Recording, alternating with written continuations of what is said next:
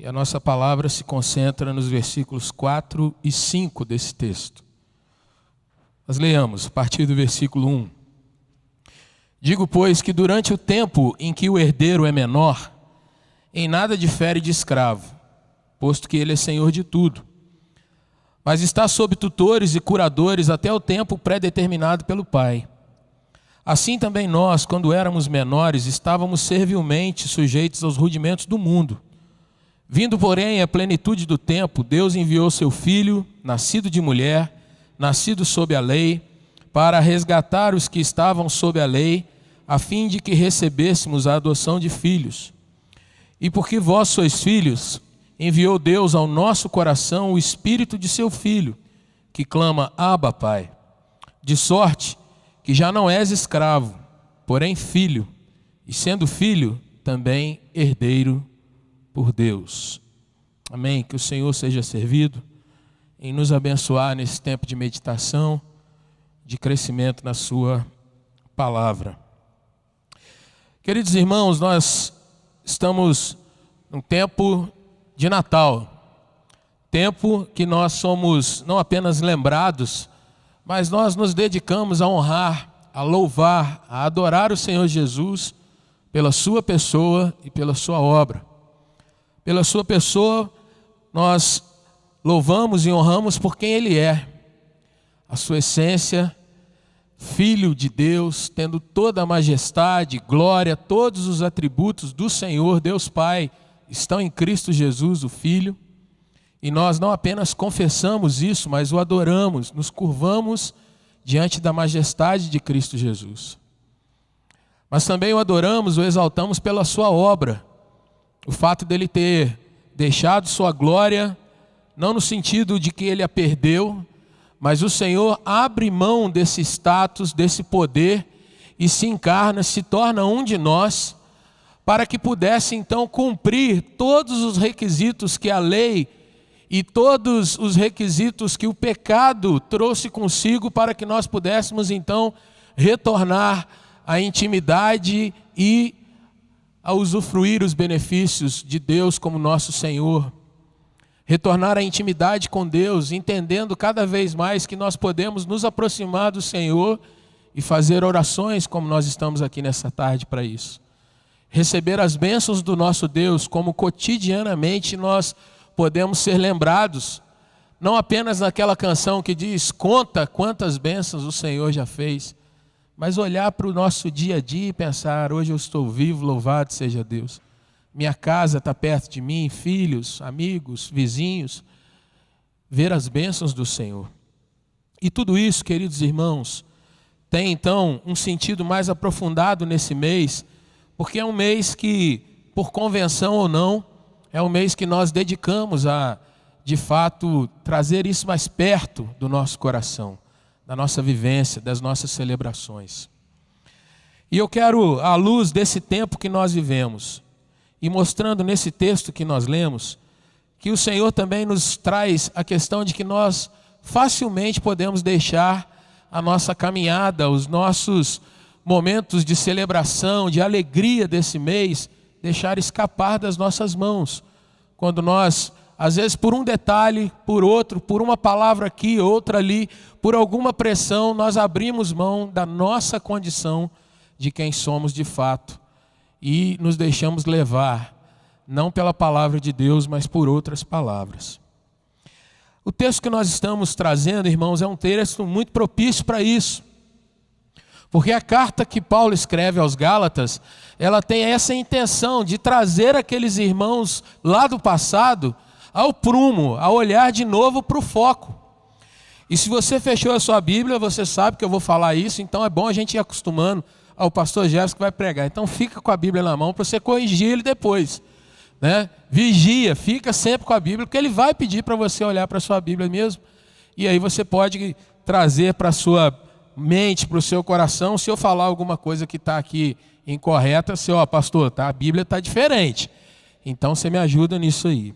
Mas eu quero te chamar a atenção, irmãos, para você ver de forma rápida o que Paulo está trazendo para aqueles irmãos e o que nós tiramos, não apenas como lição, mas como princípio para a nossa caminhada nesse tempo de Natal. Olha comigo, no primeiro capítulo de Gálatas, você vai ver lá no início, Paulo, o apóstolo, ele diz que não está escrevendo da parte de homens, nem por intermédio de homem algum, mas por Jesus Cristo, por Deus Pai que o ressuscitou a Cristo dentre os mortos. Ele e os companheiros dele, capítulo 1, versículo 2, escrevem aos irmãos da Galácia. E aí, irmãos, quando você quer entender o problema que está acontecendo aos Gálatas, olha o versículo 6 do capítulo 1, quando ele começa a dizer para aqueles irmãos assim: irmãos, eu estou admirado que vocês já estão passando de uma forma tão rápida do Evangelho, da graça de Cristo Jesus, vocês já estão realmente escapando desse chamado que vocês obtiveram para um outro evangelho, para uma outra coisa que não é o evangelho genuíno. Isso ele vai dizer, irmãos, e depois, nos versículos seguintes, ele vai asseverar que, olha, ainda que viesse um anjo aqui para falar outra coisa que não fosse da palavra de Deus, ainda que eu mesmo, Paulo, venha falar outra coisa que não seja essa palavra, inspirado por Cristo Jesus, que isso seja amaldiçoado, rejeitado, jogado fora, pisado, lançado no fogo, e você pode dar outras atribuições que queira. Mas o fato é que ele diz assim nos versículos 8 e 9, que seja anátema, que deve estar escrito aí na sua Bíblia. E essa palavra quer dizer amaldiçoado, maldito. Um outro evangelho que não seja esse anunciado na pessoa de Cristo, pelo Espírito Santo, a palavra do Senhor, nós devemos rejeitar por completo.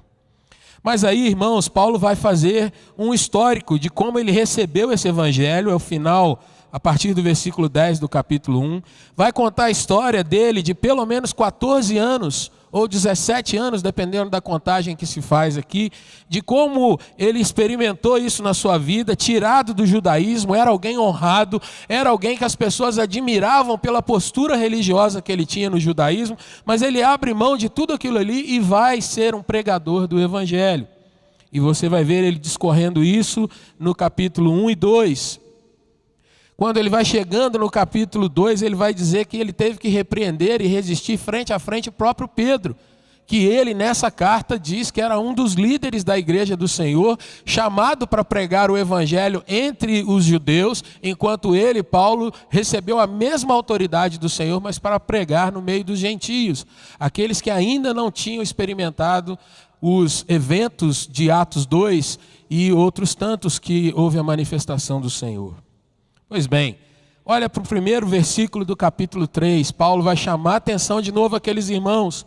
Ele vai dizer: ô Gálatas, ô turma de insensatos, por que vocês estão se fascinando? Por que vocês estão se emocionando? Por que vocês estão se deixando levar? Vocês, diante dos olhos de vocês, Jesus Cristo foi exposto, foi pregado, foi proclamado. Vocês obtiveram esse ensino e agora vocês estão se fascinando por outras coisas. E Paulo então, irmãos, começa agora a fazer uma outra abordagem, mostrando que a lei ou fazer determinadas práticas para obter um favor religioso ou pensar que está livre das suas culpas, dos seus erros, fazer lei por lei para se justificar é impossível. E ele mostra que mesmo Abraão, que foi alguém anterior à lei, ele creu, foi pela fé, foi por realmente se entregar de forma plena a Cristo, no sentido de Abraão olhando lá de trás para alguém que viria lá na frente. Mas no nosso sentido, irmãos, já entrando agora no nosso momento, olhar para a verdadeira obra e o sacrifício de Cristo na cruz. Até que depois de expor a questão de Abraão, mostrar que os ritos judaicos são passageiros e não trazem aquilo que eles desejavam, Paulo vai chegar, irmãos, lá no capítulo 4, no texto que nós lemos.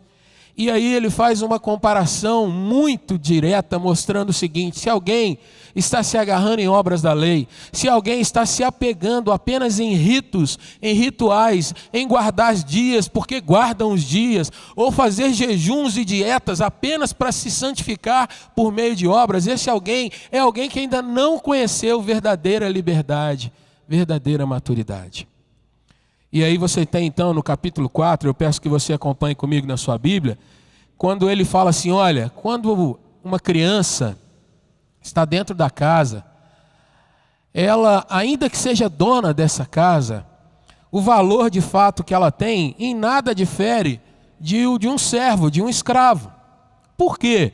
Porque o escravo cumpre ordens o tempo todo, porque ele não tem autoridade sobre a casa, a não ser que lhe seja dada pelo proprietário. Mas a criança também, porque embora seja dona, ela não tem ainda sabedoria, discernimento para dizer, olha, vamos juntar dinheiro e colocar em tal banco. Ela não tem discernimento para dizer, olha, vamos melhorar essa estrutura aqui porque a construção não está muito boa, vamos reformar esse cômodo. A criança ainda não tem essa maturidade. Ela não diz quando temos que fazer compras, ela não sabe quando nós temos que fechar as janelas, porque vai chover e está ventando muito. Nesse sentido, tanto a criança quanto o escravo estão no mesmo patamar. Mas ainda, o versículo 2 diz que tem que haver então tutores, gente que vai cuidar até que se cumpra um tempo determinado pelo dono da casa, pelo pai da criança. E aí, irmãos, no versículo 3, ele compara esse tipo de situação a alguma pessoa que não conhece o valor do evangelho na sua vida. Alguém que, ainda que ouça a palavra de Deus, ainda não teve um encontro genuíno com Cristo Jesus. Ainda não experimentou a pessoa de Cristo na sua vida e a obra de Cristo na sua vida. Ele vai mostrar isso no versículo 3, quando ele diz assim, olha, a gente, e Paulo se inclui nisso, a gente também estava assim. Por quê? Éramos menores, nós estávamos sujeitos aos rudimentos, ou seja, às práticas que o judaísmo e que o mundo colocam sobre nós. Paulo mostrava, irmãos, então, que ele era alguém muito religioso, que cumpria os ritos do seu tempo com o judaísmo. Ele ia uma vez até Jerusalém, prestava ali sacrifícios. Ele fazia suas ofertas objetivando conquistar o favor de Deus e a bênção sobre a sua vida financeira. Ele era alguém que procurava cumprir a lei, os 10 mandamentos e mais todo um código que vinha sendo aberto daqueles 10 mandamentos. Então Paulo diz, quando nós estávamos nessa situação, nós também éramos menores. E aí, queridos irmãos, Paulo no versículo 4 vai mostrar a grande virada que acontece na vida dos Gálatas, na vida dele, Paulo, na minha vida e na sua vida, quando nós entendemos de fato o que é o Evangelho. Olhe para o seu texto. Paulo vai mostrar algumas condições, irmãos, para que nós nos lembremos desse tempo como algo transformador nas nossas vidas. A primeira questão que ele vai trabalhar é exatamente o tempo. E ele mostra no versículo de número 4 a expressão plenitude do tempo. Ou seja, quando nós olhamos para o Natal, irmãos, nós devemos ter no nosso coração que foi no tempo perfeito que o Senhor determinou, que Jesus se encarna e entra na nossa história, cumprindo tudo aquilo que vem desde Gênesis 3, versículo 15. Jesus chega no tempo exato, estipulado por Deus, para que houvesse então o início da redenção final da nossa história.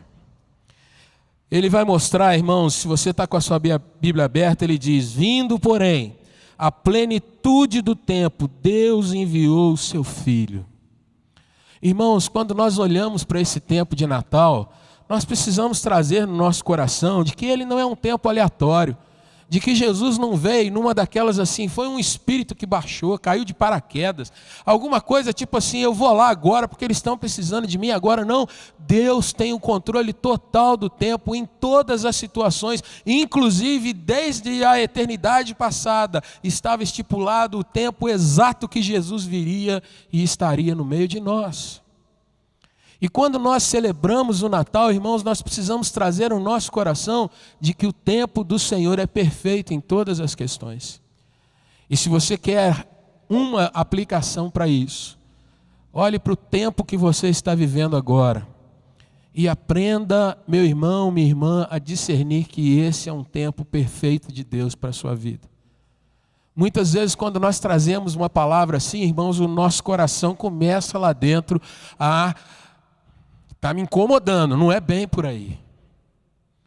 Porque às vezes nós pensamos, como ser um tempo perfeito se eu estou passando por tantas lutas? Como ser um tempo perfeito se muitos estão querendo celebrar e para outros tantos não é uma ocasião propícia? Como sendo um tempo perfeito se eu passo por tantas privações nessa hora? Essa é a questão, irmãos, da expressão que está aí. Paulo, quando usa essa palavrinha plenitude e essa expressão plenitude do tempo, Paulo está mostrando, irmãos, que nada, exatamente nada foge do controle do Senhor em todas as épocas. Ele poderia usar uma expressão ligada ao poder de Deus, mas se tem algo que mexe com a gente é quando alguém diz para você assim: rapaz, como o tempo está passando. Como passa depressa. Quando você olha, o ano passou.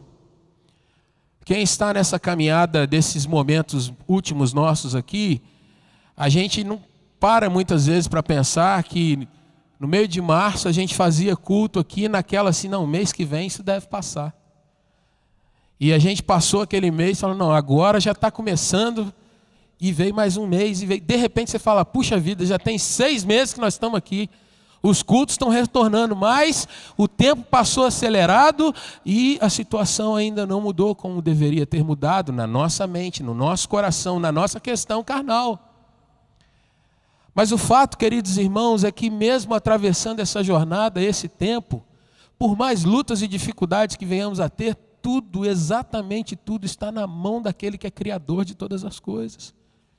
E louvado seja Deus, irmãos, que quando nós trazemos essa mensagem de Natal, quando nós trazemos esse pensamento, quando olhamos para a vida de Paulo escrevendo aos Gálatas, nós precisamos entender que Paulo mostrou que no tempo correto eles largaram os rudimentos do mundo e começaram a entender a mensagem do Evangelho para as suas vidas. E aí eu gostaria de trazer para o seu coração, para que você começasse a pensar o seguinte: quando que você começou a entender o Evangelho de fato com a perspectiva bíblica? E isso vai me remeter a uma outra pergunta, querido irmão. Você tem hoje plena convicção de que é um crente transformado em Cristo Jesus de fato? Eu não estou perguntando se você é forte o suficiente, se você tem lutado para lidar com as transformações desse tempo nosso, desse momento nosso, com aquilo que você está trabalhando, mas eu quero trazer para você uma outra perspectiva de tempo. Você tem se preparado, você está convicto de como vai ser o tempo eternidade? Porque se eu dissesse para você que Jesus veio num tempo perfeito apenas para te livrar de Covid, eu estaria mentindo para você nessa hora.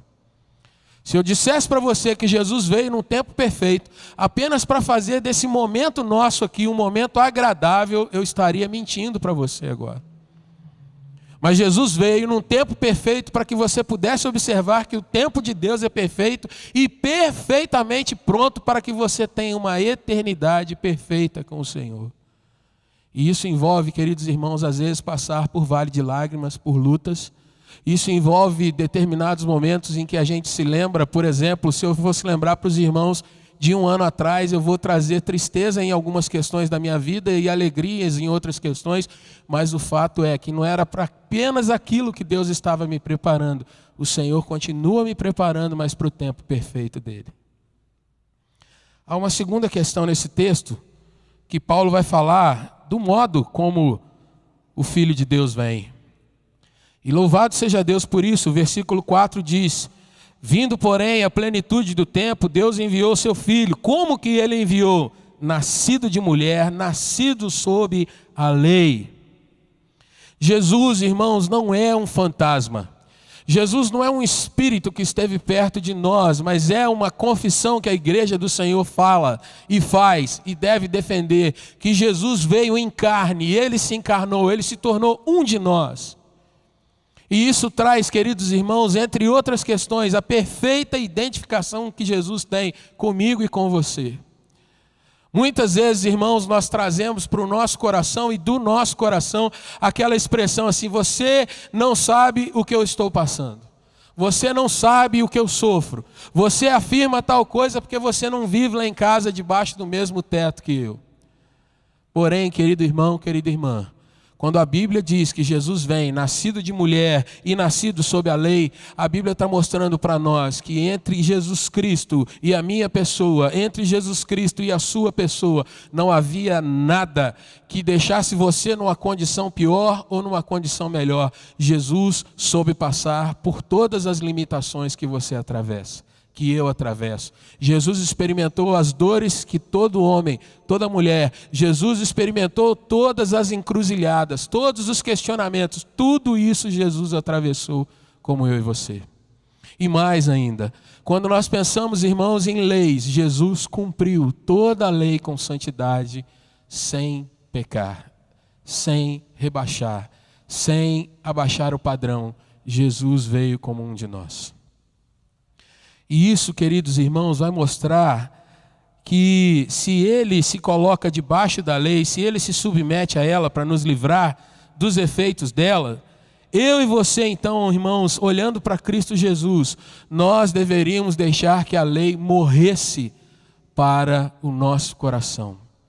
Não vamos mais cumprir a lei? Vamos desprezá-la? Não, de forma alguma. Mas o fato é que eu e você precisamos sempre nos agarrar à pessoa de Cristo e à obra de Cristo e jamais abrir mão disso, queridos irmãos.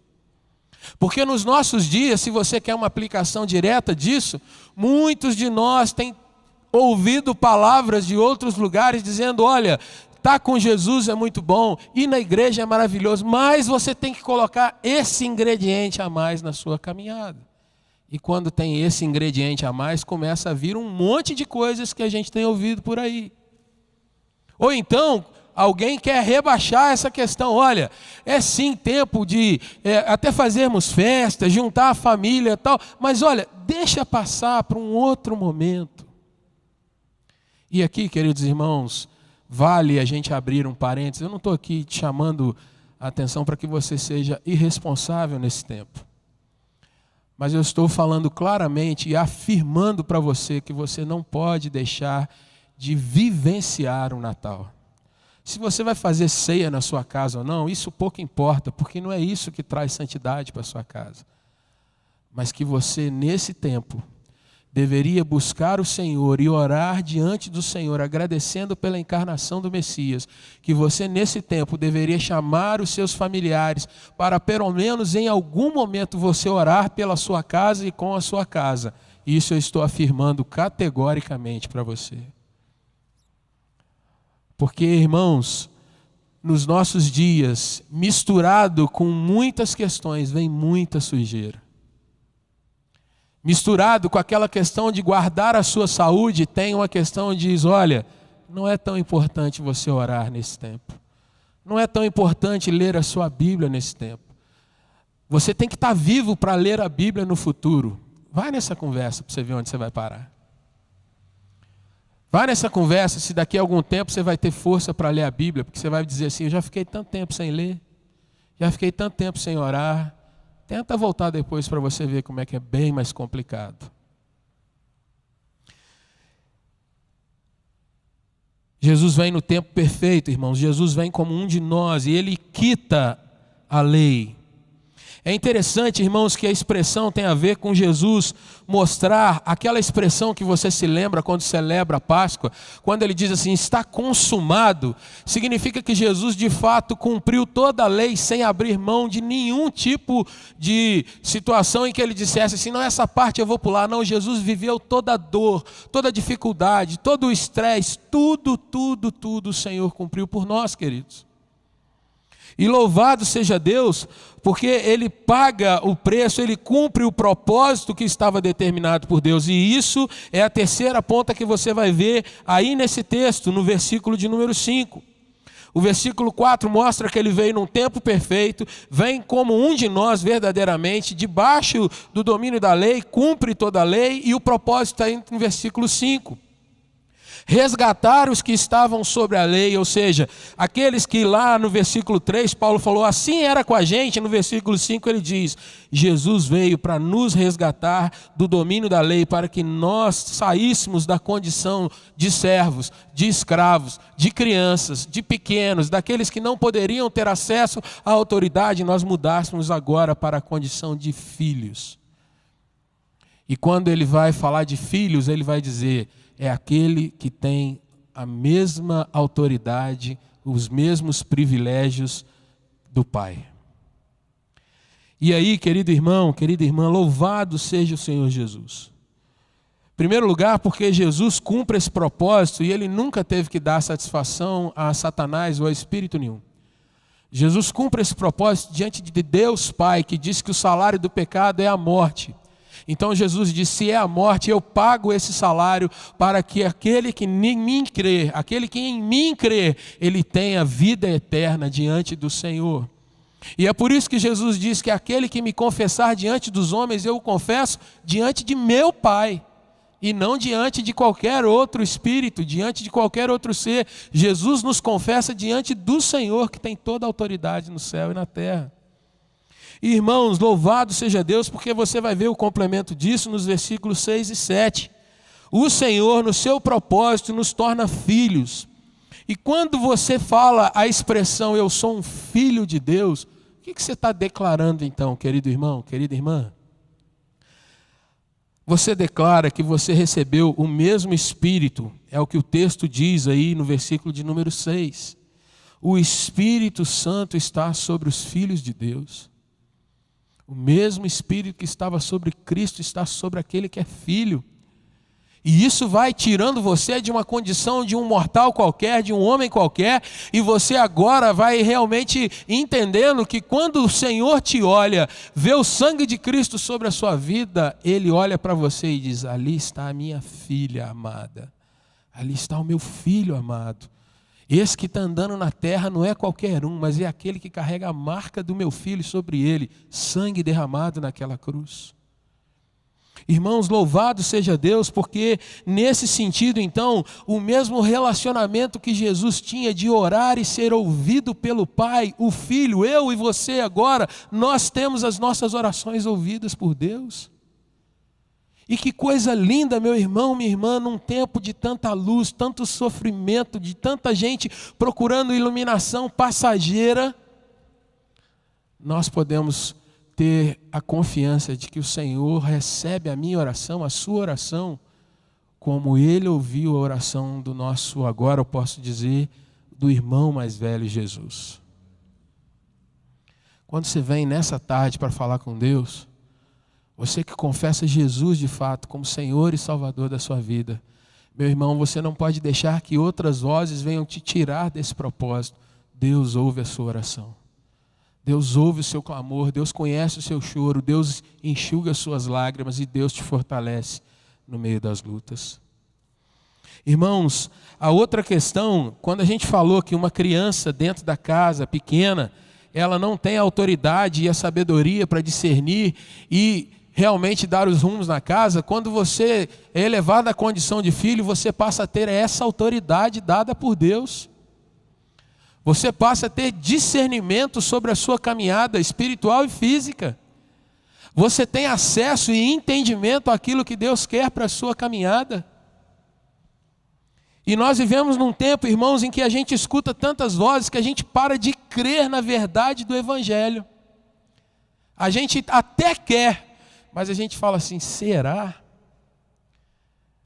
E aí, irmãos, às vezes o Espírito fala assim, você tem crido? Você tem estudado? Você tem lido a minha palavra? E você está sempre num conflito com você mesmo, com o seu coração, com a sua mente. E por que que isso é importante, irmãos? Porque era o que acontecia com aqueles irmãos da Galácia. Eles tinham recebido o Evangelho, mas a população, os judaizantes, aqueles que estavam ao redor e às vezes dentro da igreja, eles diziam assim, olha, vocês podem até caminhar com Jesus, mas vocês têm que fazer a dieta tal, desse dia, dessa época. Se eu fosse trazer para os nossos dias, irmãos, seria basicamente dizer o seguinte, olha, você pode ir lá na igreja presbiteriana no domingo, mas durante a semana você tem que acender umas velinhas aí para você ficar de bem com o restante da turma, dos espíritos aí. Você tem que fazer naquele dia determinado uma procissão para tal lugar. Em determinada época do ano, você não pode comer tal e tal e tal coisa. Você tem que fazer a dieta da consagração. E aí, Paulo diz assim, Gálatas, insensatos. Por que vocês estão passando desse evangelho para um outro? Irmãos, nesses nossos tempos, será que o apóstolo Paulo não diria para mim, ou diria para um de nós assim, querido irmão, será que você está deixando de celebrar esse momento? Porque o receio, as palavras que você tem ouvido, estão roubando a sua fé, a sua expectativa em Deus, estão roubando a sua autoridade espiritual, porque você está se deixando levar por um momento em que as pessoas dizem que se você fizer tal e tal coisa, você vai estar guardado. Quer dizer que é você que tem esse poder de se guardar, não é Deus? Quer dizer que é você que tem esse poder de se esquivar do mal, não é o Senhor que te protege todo dia? Quer dizer que você não declara mais, Deus é meu refúgio e fortaleza, socorro bem presente na tribulação? Na realidade talvez, a máscara é meu refúgio e fortaleza.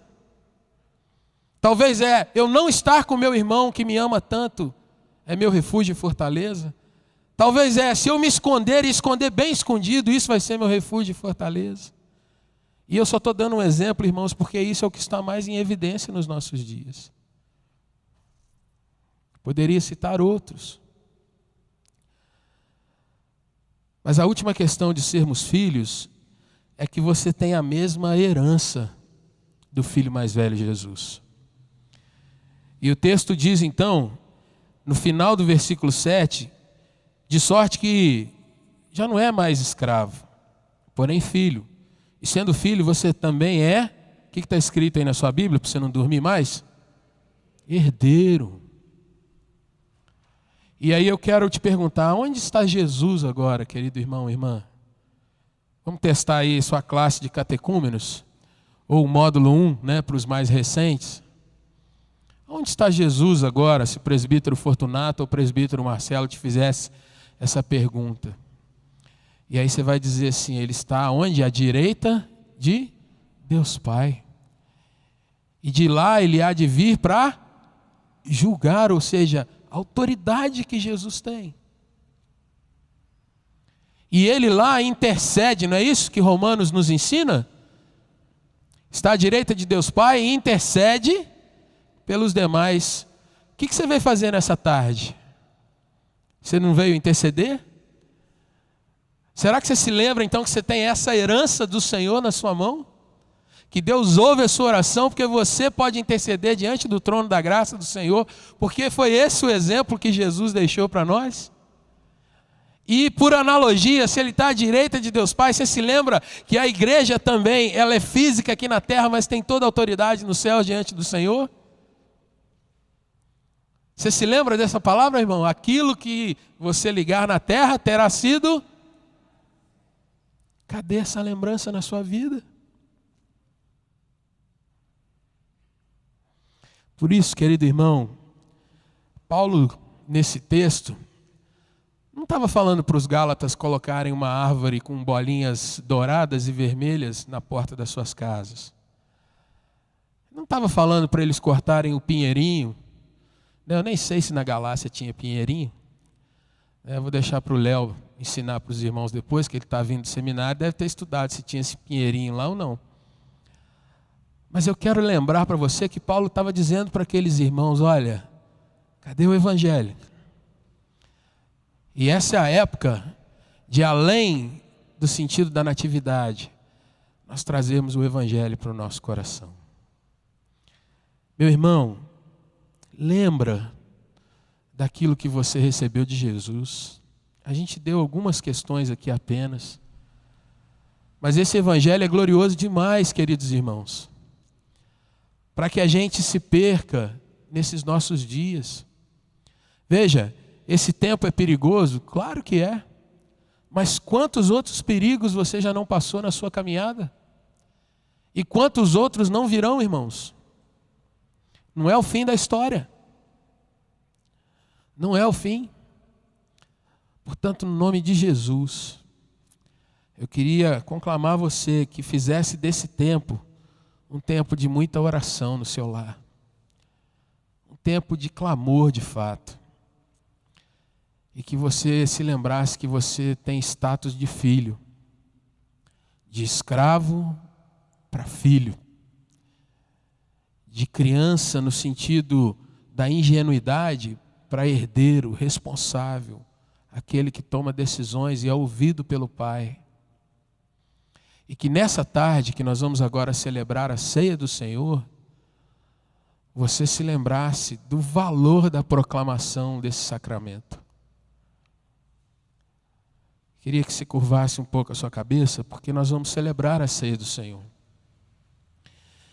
E agora, tudo isso que foi falado aqui, a gente vai sintetizar no sacramento. Então eu quero convidar você a orar pela sua vida. Se você precisa de ânimo, renovo, que você colocasse isso diante de Deus Pai nessa hora. Se você precisa de uma solução, tem problemas que estão te consumindo, que você falasse com o Senhor nessa hora.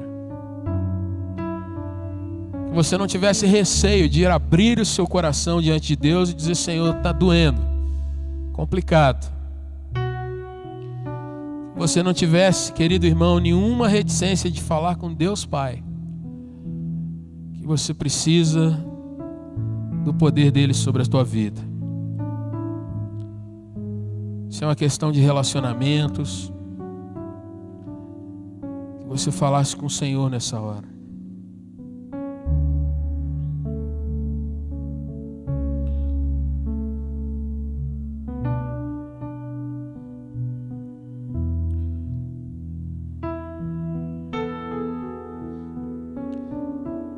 Talvez você tenha andado com medo nesses dias, com receio. Veja, o Senhor não nos desafia a sermos os mais corajosos da terra. Muito pelo contrário, o Senhor diz: eu estou aqui para lutar as suas batalhas. Então você pode colocar todos os seus medos no coração, todos os seus temores, e receber do Senhor um braço forte que luta por você.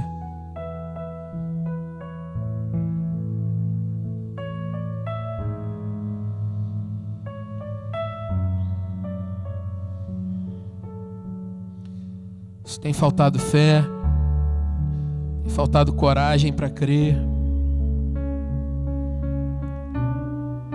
bendito seja Deus que ouve a nossa oração nessa hora, que ouve o nosso clamor nessa hora.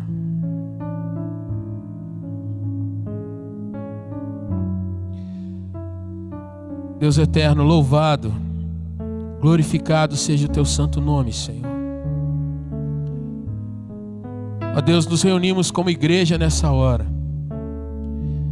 E Senhor, diante da tua palavra, que venha, ó Deus, como exposição, meditação, ó Deus, uma chamada ao nosso coração a que nós venhamos a crer do nosso status diante do Senhor. Ó Jesus, aplica na nossa mente, no nosso coração, o entendimento, a autoridade, a fé que vem da tua palavra, do teu Santo Espírito. Age em nós, Espírito Santo, nessa hora. Encoraja-nos, ó Deus, diante desse momento tão duro. Fortalece, ó Deus, o teu servo e a tua serva aqui, Senhor. O pai, a mãe que está aqui, o irmão, a irmã que está aqui, o filho e a filha que estão aqui. Ó Deus, em nome de Jesus, capacita-nos a viver o Evangelho, Pai. Um Evangelho genuíno, um Evangelho que não vá além daquilo que a Tua palavra nos ensina, mas um Evangelho também, ó Deus, que não fique aquém daquilo que o Senhor tem para nós. Ó Deus, em nome de Jesus, fortalece a mente, o coração do meu irmão, ó Deus, para que, crendo no Senhor, possa se lançar aos Teus pés, ó Deus, em oração, em santificação, em consagração, ó Pai. Que a nossa igreja, a nossa vida aqui seja de fato derramada diante do Senhor. E que esse mês, esse tempo de Natal, ó Deus, não seja apenas um momento de calendário, mas, Senhor, seja revitalizador para cada um de nós. Que nós proclamemos, ó Deus, que o Senhor está no nosso meio, que o Senhor, na tua bondade, está resgatando, fortalecendo, curando, salvando vidas, fazendo, ó Deus, sinais e milagres nos nossos dias, segundo a tua vontade e o teu querer, Senhor. Que o Senhor nos ajude, ó Deus, a lembrar que esse é um tempo, ó Pai, de aviso. Esse é um tempo, ó Deus, em que as pessoas estão sendo chamadas para olharem para a realidade, ó Deus, que as cerca. Que no meio de tanto pecado, de tanto abandono do Senhor de todas as coisas, o Senhor coloca um freio na humanidade, o Senhor traz um sinal de alerta sendo aceso. Usa-nos, ó Deus, para ministrar a outras pessoas essa realidade. Mas, ó Deus, a cada um que está aqui nessa tarde, que nós nos lembremos da autoridade que vem do teu nome, Jesus. Do amor que vem do Senhor, da graça que vem pelo Senhor. E, ó Deus, agora ao tomar esses sacramentos, ó Deus, santifica esses elementos e aplica em nós mais uma vez a tua graça sobrenatural, o teu mover, ó Deus, e o teu amor sobre nós. Perdoa os nossos pecados, Senhor. Perdoa, ó Deus, nossa infidelidade, nosso medo às vezes, que às vezes é maior, ó Deus, do que a nossa fé. Socorre-nos nessa hora em nome de Jesus. E ajuda-nos, ó Deus, na nossa falta de fé, a ser erguidos novamente. E, ó Deus, trilhar o caminho que o Senhor tem para cada um de nós, em nome de Jesus. Querido irmão, querida irmã, abra sua Bíblia. Evangelho de Marcos, capítulo 14. Um dos textos que falam sobre a ceia do Senhor. Marcos capítulo 14, a partir do versículo de número 22, nós lemos assim: E enquanto comiam, tomou Jesus um pão e, abençoando-o, o partiu e lhes deu, dizendo: Tomai, isto é o meu corpo, corpo de Jesus, aquele que veio em carne e morreu por nós. A seguir, tomou Jesus um cálice, e tendo dado graças, o deu aos seus discípulos, e todos beberam dele. Então lhes disse: Isto é o meu sangue, o sangue da nova aliança, derramado em favor de muitos. Em verdade vos digo que jamais beberei o fruto da videira, até aquele dia em que o hei de beber, novo, no reino de Deus. E tendo cantado um hino, saíram para o Monte das Oliveiras. Queridos irmãos, dois movimentos que a gente vê Jesus fazendo nesses textos. Os dois, na realidade, são um só. Versículo 22, Jesus pega o pão e, abençoando-o, santificando, agradecendo, louvando a Deus. Versículo 23, Jesus toma o cálice e, tendo dado graças, santificado, agradecido, louvado a Deus Pai, ele entrega o pão, entrega o cálice aos seus discípulos. Nessa hora eu gostaria que você se lembrasse disso. O próprio Jesus ali no meio dos seus discípulos, mesmo diante de toda a dor que vem logo a seguir, Jesus ainda assim agradece e louva a Deus Pai. Santifica aqueles elementos e celebra a morte e a ressurreição que estavam por vir. Todas as vezes que nós tomamos o pão e o cálice, irmãos, nós anunciamos a morte do Senhor. É o que Paulo nos diz em 1 Coríntios capítulo 11. Cada vez que nós celebramos isso, nós declaramos essa obra gloriosa de Cristo. E eu quero convidar você a tomar o cálice que está aí à frente no seu banco. Separa o pão que está na parte de cima e nós vamos juntos comer do pão, tomar do cálice nessa hora. Não apenas como uma lembrança, mas eu gostaria de convidar você a que fizesse a oração pedindo ao Senhor que esse tempo fosse um tempo realmente que a sua vida fosse avivada pelo Senhor, renovada, santificada para Ele, como foram aqueles elementos naquele momento. Pegue então o pão coma com gratidão e louvor ao Senhor, em nome de Jesus.